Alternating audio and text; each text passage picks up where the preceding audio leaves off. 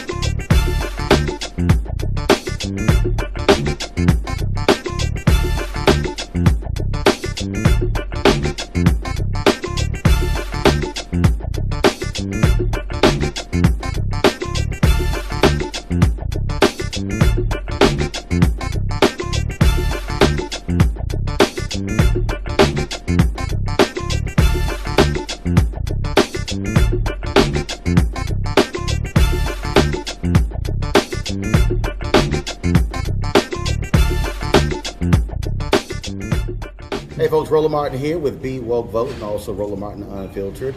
Today is November 20th, 2018, and we are broadcasting live from Jackson, Mississippi. Of course, here we are, what's up? All right, y'all pointing to me. Okay, cool. Sorry, folks. Of course, we are here covering the Mike Espy race for the United States Senate. Huge day today, of course. He is going to be debating tonight against Republican incumbent Cindy Hyde-Smith. Election day is 1 week away, just 1 week away. And we, of course, here are at the Marriott, where there's going to be at 11 a.m. local time, noon Eastern, 11 a.m. Central. There's going to be a prayer rally. Ministers from all across Mississippi will be here on behalf of Mike Espy. And joining us right now is someone quite known in these parts. He is the mayor of Jackson, Mississippi, Shokri Lumumba. How you doing? I'm doing well, brother. Right, doing well. Glad to be in your city. It is my pleasure to have you here, brother. All right. The first thing I want to start off with, we do have some breaking news.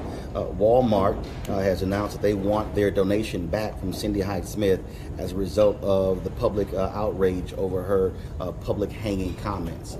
Just your thought about them making that call today. Well, I would commend them for that step. That's one step further than she has made for herself. After being made aware of the repulsive and offensive nature of her comments, which is more concerning than even the comments themselves, is her failure to acknowledge the insensitivity of them. And so to simply cast it away as an over-exaggerated phrase isn't sufficient. If I told you that I was gonna meet you on the moon, then that's an exaggerated phrase. But in a state that has the biggest and the history of having the most lynchings in this country, in a state where we still have present-day circumstances where lynchings are a matter of concern, to have the song of Nina Simone, "Strange Fruit Hanging from Mississippi Trees," all of those things do not make an exaggeration in this space. And when you, of course, she then said, well, that was a statement about, holding someone in personal regard. And I'm going, I don't quite recall hearing that statement anywhere. I've heard lots of different statements, not that one, by saying that if that person invited me to a public hanging, I'll be happy to be on the front row. Yeah, that isn't anything that we use in my family or any circles that I am engaged in. And so it is an offensive, repulsive statement, and her failure to acknowledge that simply shows the type of mentality she would be returning to Washington with. One of the things that has been quite interesting as I have talked to people, and I've seen this on social media as well, it's amazing to hear black folks say, Mike Espy has no shot whatsoever. And certainly understand the history of this state, understand it's a very red state, understand that, but it comes across as this complete defeatist attitude, as if there's just no way possible, it will never happen, when we can go back to folks in Virginia saying the exact same thing about Douglas Wilder, folks saying the exact same thing about Senator Barack Obama when he ran. There are people who run for mayor of certain cities, the exact same thing has happened. Can you speak to that in terms of trying to get black folks in this state to realize that if you look at the hardcore numbers and then black folks vote their power, it could actually happen? Absolutely. I would actually suggest that as we see elections in Florida, we see the Stacey Abrams election in Georgia, and very proud of the efforts that both of those individuals gave. I would argue that a black candidate winning a statewide office in Mississippi, by its demographics alone, that Mississippi is a space where they could be even more viable. And so it requires that we speak to people's issues, that we speak to their concerns, and I believe that this is a very important election, and I believe that Mike can win it. If people get out, if people understand and vote their interest as opposed to just party lines. I would challenge someone in Mississippi as we're, seeing Cindy Hyde-Smith and a Republican Party beating the drum about a border wall. I'd ask someone in Mississippi, when was the last time that immigration was your problem? You've been the poorest state as long as I can remember, and no immigrant has taken your job. If it was your job, they couldn't take it in the first place. And so when we're talking about a candidate in Mike Espy who talks about health disparities, a very real circumstance in Mississippi, that's speaking to your interests. When you see a candidate who has experience in agriculture, being the former Secretary of Agriculture, and can talk about incentives for poor farmers and people who are trying to make the very best out of that type of economy, that speaks to your interests. And I hope that people vote their interests as opposed to just party lines. And that's one of the things, when you talk about interest, we saw this in North Carolina. Reverend Barber talked about being at a parade, and he said a white man, redneck, came up to him, Confederate flag draped around his neck, but with a tear in his eyes, telling Reverend Barber, who was then, of course, head of the North Carolina State Conference of the NAACP, thanks for fighting for our hospitals. Because what happened was all these white folks in rural North Carolina, when North Carolina Republicans refused to expand Medicaid, hospitals start shutting down. Same thing is being faced here in Mississippi.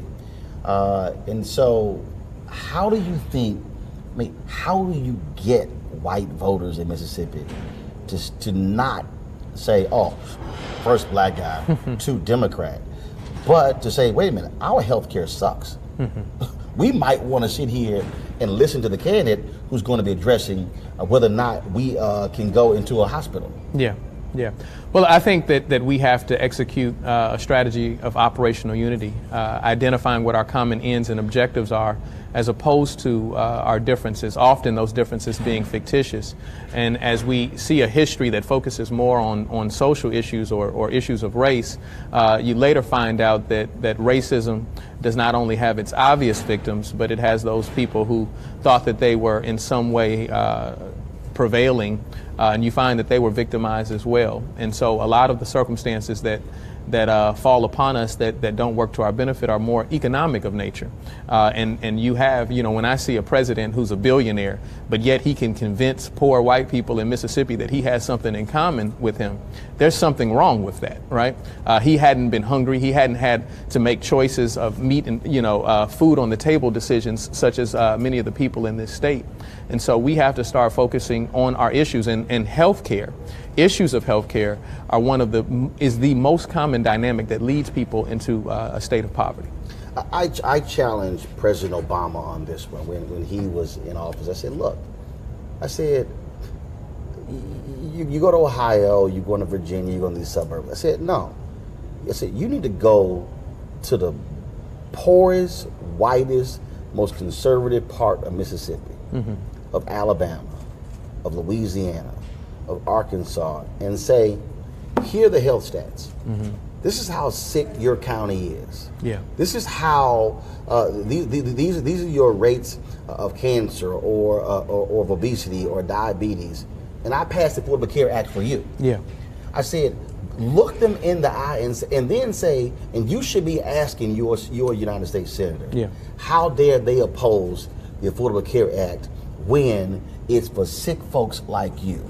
And I never understood why the Obama administration, why the president would not make that direct in-your-face appeal. Because see, I think as long as we have these discussions to black folks, to Latinos, but we don't challenge poor white folks, sick white folks directly on these issues, then you're going to continue to see folks act as if that, oh no, this is not for us, it's for them. Yeah. Well, I think anytime we fail to make an appeal to communities or to individuals, then we give them reason for saying that they dissented against us. And so I think to your point, Mississippi, change in Mississippi represents change in the nation, because if we can create progress right here in the belly of the beast, then it says something for all of the other communities that are suffering from similar conditions. And so I think it is important that you come in spaces like Mississippi. I think that we've had a Democratic Party that has taken the perspective that Mississippi is a certain red population and a certain red constituency, and there's no need to go there.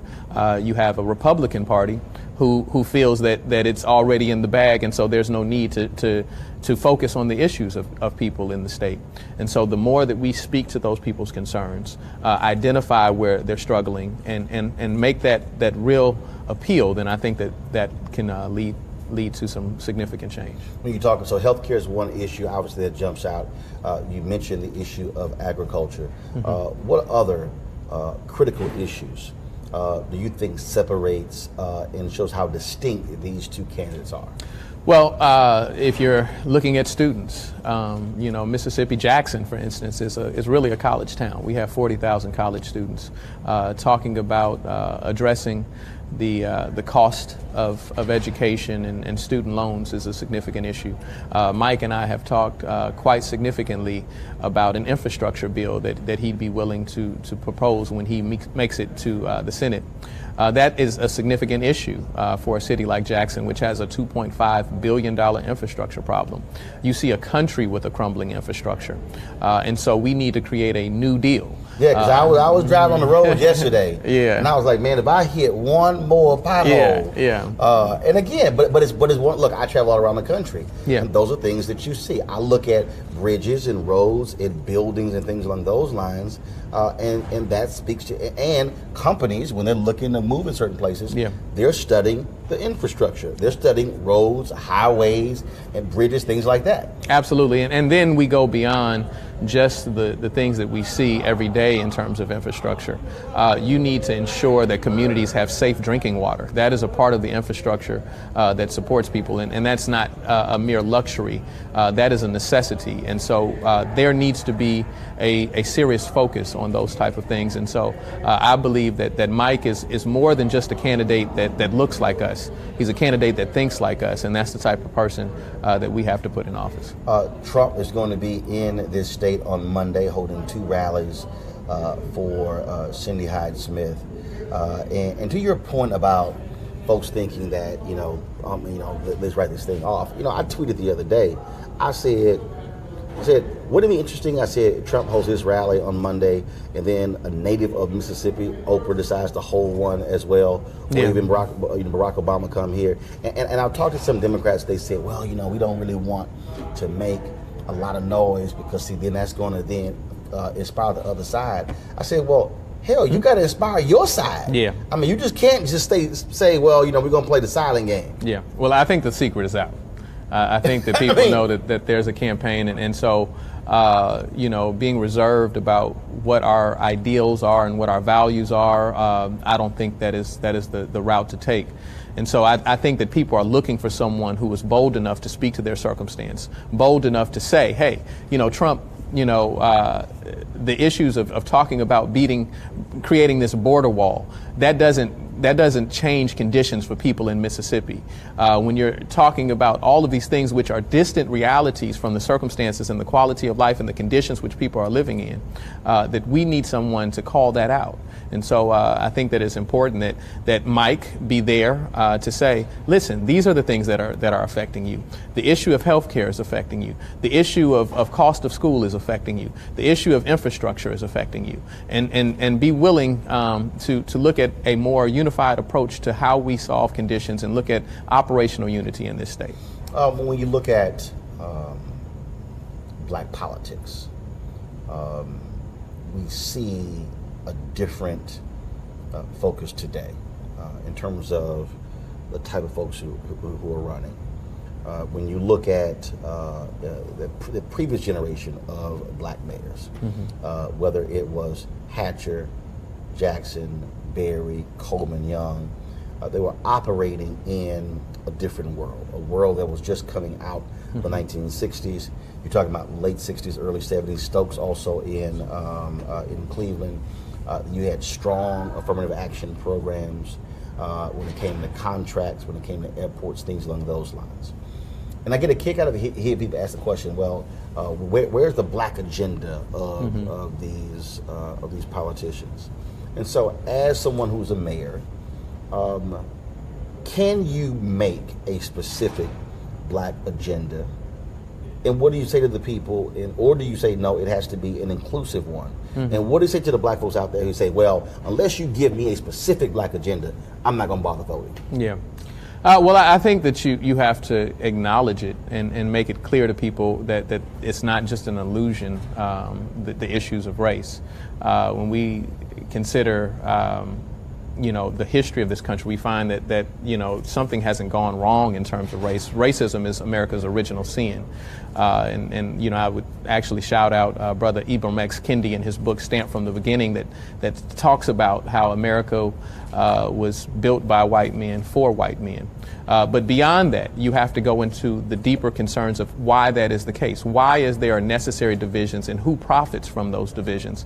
And then you really find out why people like Martin Luther King became most dangerous in his final days, because he started speaking to the economic interest. And what Martin said to Harry Belafonte, he said, listen, Harry, we're going to win this integration struggle. But I'm beginning to fear. I'm beginning to wonder if we're not integrating into a burning house. I see a system that abuses labor and abuses working people. And he said, we can't just come together on social issues if we're not prepared to talk about how people feed their families, how people take care of their homes. And that ultimately it hinges on something greater than just a question of color. It's a question of ideas. And what are the best ideas and what are the worst ideas? And what the worst ideas are that you can oppress anyone.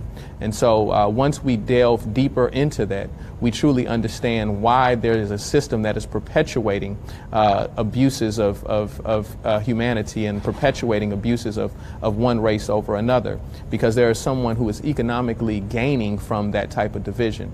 And so, yes, racism is very real, right? Racism hasn't gone anywhere. We're not in a post-racial society by any stretch. And, while we had Obama in office, those were the questions that were surfacing, and it has not taken us long to see that is still a disease that we are affected with in this country. But we have to also have a long-range sight as to why that is taking place and affect the economic conditions and how we get to a conversation about how we're sharing goods, resources, and power as well. So there's this article that was in The Nation. Headline was quite interesting.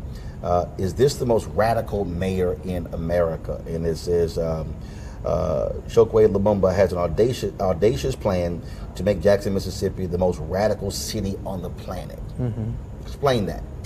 Well, that comes out of what was initially a critique of myself and a critique of my father, suggesting that possibly we were too radical to bring people together. And so I, did my homework and looked up the word radical. And, my studies reveal to me that a radical is a person who seeks change. And if we look in our communities, if we look around the nation and we see a need for change, then the reality is that we need to be as radical as the circumstances dictate we should be. If we look across history at those individuals we revere most, here in Mississippi, Medgar Evers, Fannie Lou Hamer, Ida B. Wells, people like Marcus Garvey and Martin Luther King, Jesus Christ was radical. And so I believe that it is important that we recognize that need for change and meet it and be prepared to take it head on. Isn't it interesting how, and I've always said this here, that when we talk about the word radical, when it is attached to somebody white, they are called patriots. We call them revolutionaries. Yeah. Yet when black folks are called radicals, and who might don berets, or who might wear a leather jacket, or who might just put on a suit. Yeah. Oh my goodness, America, I mean, white folks freak out, and it's like, oh, they are a threat to our society. That's an example I've always given to folks, that how people look at it totally different when we are called certain things, and then when white Americans are called certain things. Absolutely. You know, I would take the words of Malcolm, who said that we learned that radical spirit from your history books, right? When you talked about Paul Revere and the Boston Tea Party and you know how they were fighting. I think that when we look at issues facing black communities here in Mississippi and across the nation, and people stepping out and protesting and demonstrating and pushing a progressive agenda, those individuals have a little more to be upset about than the price of tea, right?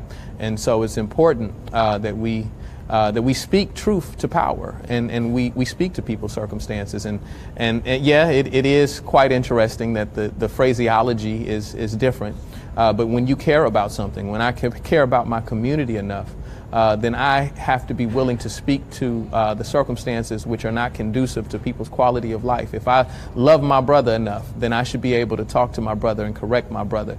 And so we should look at this nation in the same regard, that we should love our communities enough that we challenge and say that this doesn't fit, this isn't right, and we need correction. With that in mind, so I saw an article the other day, it was in Politico, that was championing Beto O'Rourke to run for president. And what I found to be interesting, so O'Rourke ran a statewide campaign. He lost. Yes. Abrams and Gillum ran statewide. Barely lost. But folks are calling O'Rourke the white Obama. And I'm trying to understand, again, I just want to get your thoughts on this, how this idea that, well, O'Rourke should run for president who lost, but as if an Abrams or a Gillum isn't in the conversation. Yeah. Well, I think that, you know, the most difficult person to challenge is yourself, right? And so I think that we see a Democratic Party that needs to challenge itself as well and look introspectively and realize those inequities in how they view certain elections. They both are, all of the campaigns that you mentioned are campaigns where Democrats were able to put up strong opposition in strong Republican territory. And so I don't know that I'm the one to tell you what their analysis is that somehow differs from how Stacey Abrams or a Andrew Gillum differs from Beto O'Rourke. Yeah. But I just think it speaks to, again, one, folks in my business who are in charge of the framing, in charge of the elevating, and how he has just energized folks across the country. In fact, I ran to a young brother, and I think it was during Howard's homecoming, and who was challenging me about why O'Rourke should run for president. And I said, you do know there are a lot of people who've actually won statewide races that he has to go up against. Yeah. I said, so it's not as simple. This guy was like, well, you know, who else is there? And I'm going, you might want to pay attention to the folks out there. I said, whether it is Kamala Harris, whether it's Senator Kamala Harris, Senator Cory Booker, Senator Elizabeth Warren, Senator Bernie Sanders, you have others who've jumped out there. I think we're going to have anywhere from 12 to 15 people who are going to run as well. But that's what, when I saw that article, I said, wow. So all of a sudden, oh yeah, go ahead and run for president, as if you don't have black candidates who electrified people, who fired them up and who also made a huge impact in this election cycle. Yeah. Well, you know, I would certainly concur with your sentiments that those candidates and those individuals are just as exciting and electrifying as O'Rourke may be.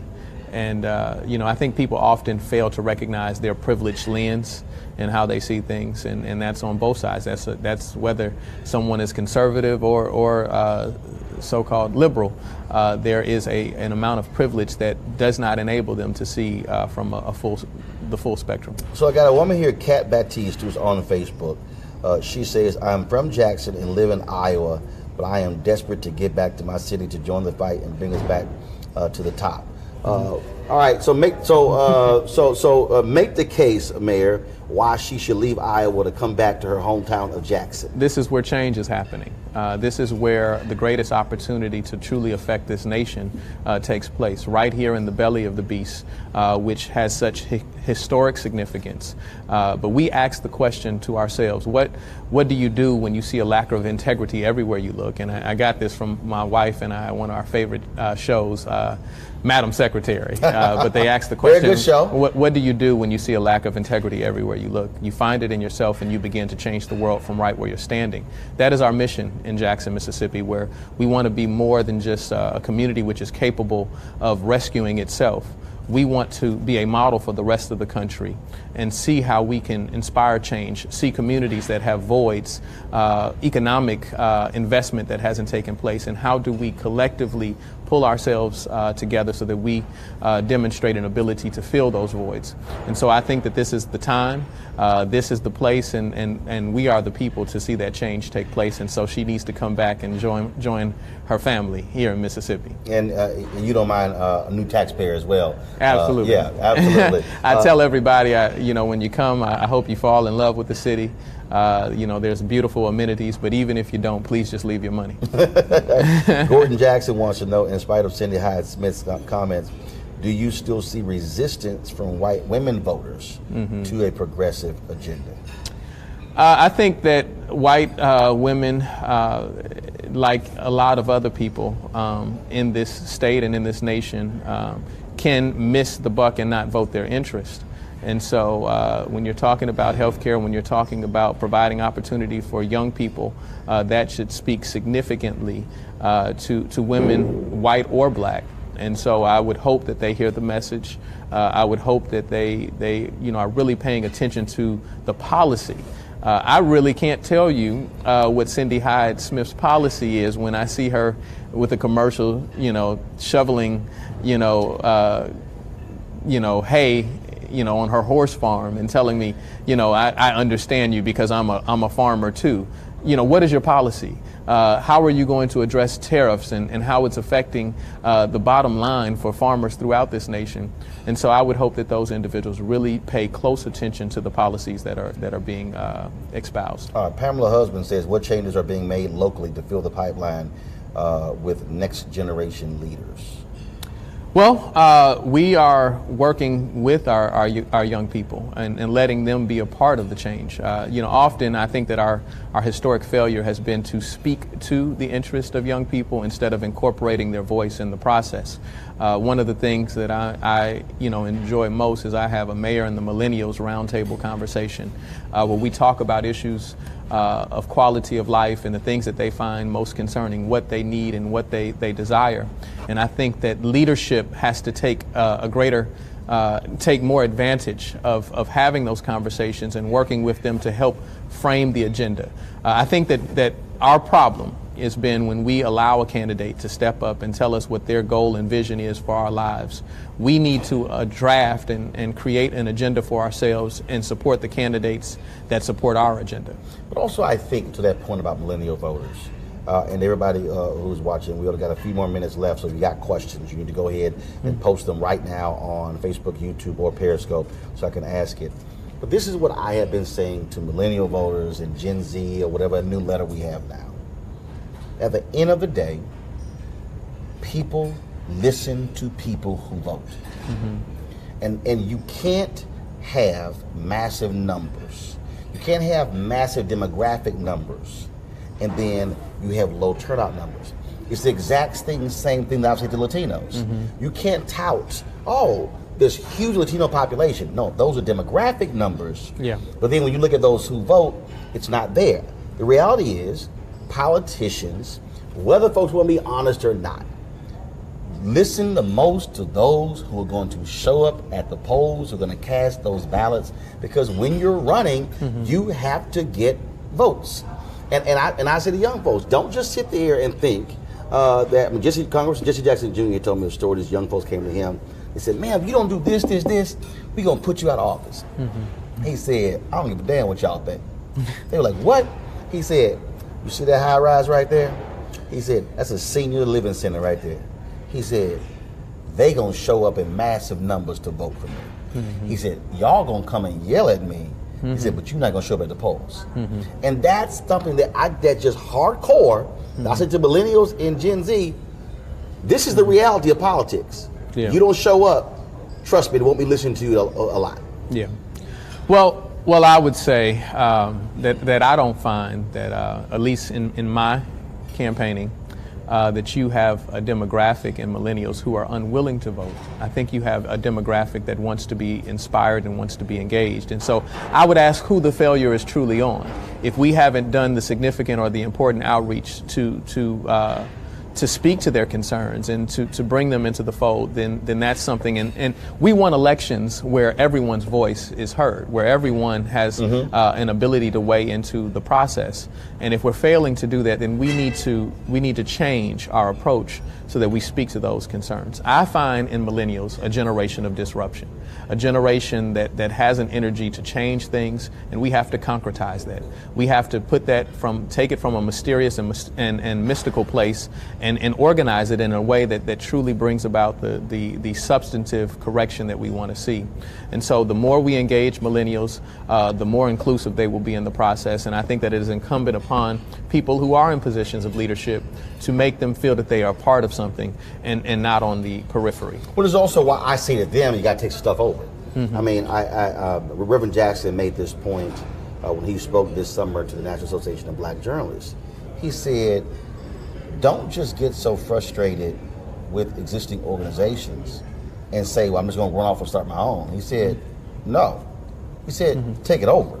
I think about Nakima Levy-Pounds in Minneapolis. Young folks there felt the NAACP chapter there wasn't doing enough.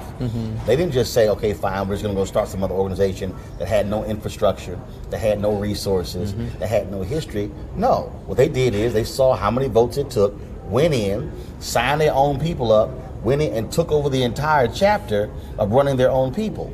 And to me, I see the exact same thing in politics. Yeah. That if you are a millennial voter, if you are Gen Z, if you believe that there's something else there, don't just say, you know what, I'm gonna sit this thing out. No, say, okay, how can I mobilize and organize my own folks to say, we're gonna take this thing over? Yeah. And because we saw that in Birmingham, where you get it. You had a generational battle there, and you had the mayor there, Woodfin, who went against went against Bell. Yeah. And people said, man, what's wrong with you?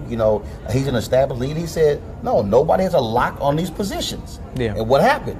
Yeah. He beat them. Yeah. Well, I think that we have to always be willing to meet people where they are, and be willing to engage, in conversations with people who don't necessarily share the same makeup that we do. And so if you can only organize people who think like you, then you're not much of an organizer. You have to be able to organize and have conversations with people who are of different ages, different political backgrounds. And so I think that is an important thing to do.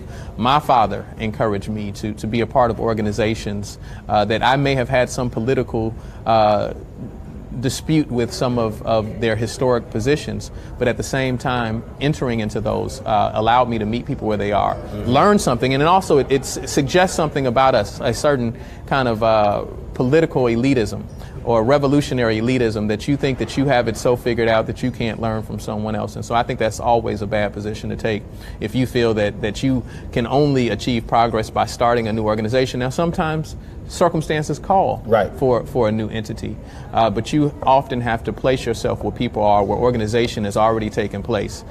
In the South, you have to go into the churches and places of worship and meet with people and talk to them and express your differences of opinion. I think that's an important process. Last question. Obviously, folks will be getting ready for 2020.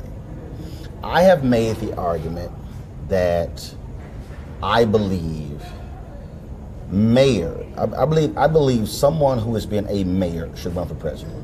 Mm-hmm. And the reason I say that is because I believe that a mayor has to deal with issues far different than someone who has been in the U.S. House or somebody who's been in the U.S. Senate. Mm-hmm. I think that the same reason why we've had historically governors who've also who run for president and actually won. And so with that being said, not who is your favorite, but are there 2 or 3 mayors who you think could make a strong run and a strong case for president? I'll fall short of an endorsement at this time. No, not endorsement. Not endorsement, but just thinking about mayors out there. Because when I went on ABC this week, I threw out Mitchell Andrews' name. And I threw out, I said, somebody who's a former lieutenant governor, somebody who, mayor of a city, I said, has had to deal with infrastructure issues, majority black city. As I went through this whole deal, I just think that mayors present a different set of expertise that I think, frankly, folks who are in Congress. Yeah. Well, I think that the vantage point of a mayor, as you properly recognize, is different. It is actually putting things into practice. As mayor, you can't run from circumstances. When the roads, as you drove in onto today, are in disrepair, you will meet people in the grocery store. You will meet people in church, and they're going to ask you about it. And I think that perspective is a needed one to truly affect the policy that the nation takes on. And so I think that is important. There are several mayors that I admire. I've had the opportunity to meet mayors from all around the world. Which ones do you admire? I admire Michael Tubbs, Stockton, California. Randall Woodfin and I are good friends. I admire Steve Benjamin in Columbia, South Carolina, who is the president of the U.S. Conference of Mayors. There are so many that I like what they are doing. There's an exchange of ideas. I'm a bit shy of naming too many because you inevitably leave somebody out. But those are people that I like what they're doing. I like their willingness to step out and fight for what they see as being important. All right. Mayor Lumumba, we certainly appreciate you sitting down with us and having this conversation. Glad to be back in your city and certainly look forward to coming back next time. Happy to have you here, brother. Happy to have you here.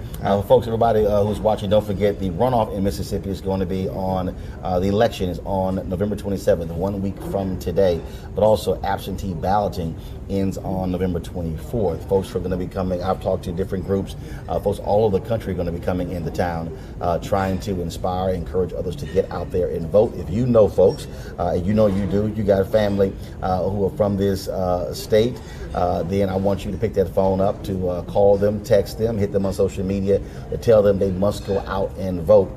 Because, of course, that's one of the things that we have to emphasize, that one of the ways we are able to impact our society is with the power of our ballot. But let's just be perfectly clear. Voting is the end of one process and the beginning of another. And so not only do we have to vote, we also have to be engaged with those very same people after the election is over, even if the candidate we want doesn't win, because we are still constituents. And so we want to emphasize that for everybody out there who is watching. So please don't forget that. I want to thank the folks with Be Woke Vote for making it possible for us to come down to Mississippi to cover the Mike Espy race. And we look forward to more of our conversations. If you have missed our previous interviews, I want you to go to our YouTube channel, youtube.com/Roland S. Martin. You can catch those interviews, including with Derek Johnson, CEO of the NAACP, also with a member of the Panhandling Council, and we took a tour of the office where mngr Evers worked here in Jackson, Mississippi. And so you definitely want to see that as well. Okay, folks, for everybody, Roland Martin Unfiltered, we surely appreciate it. Thank you so very much, and we shall see you next time.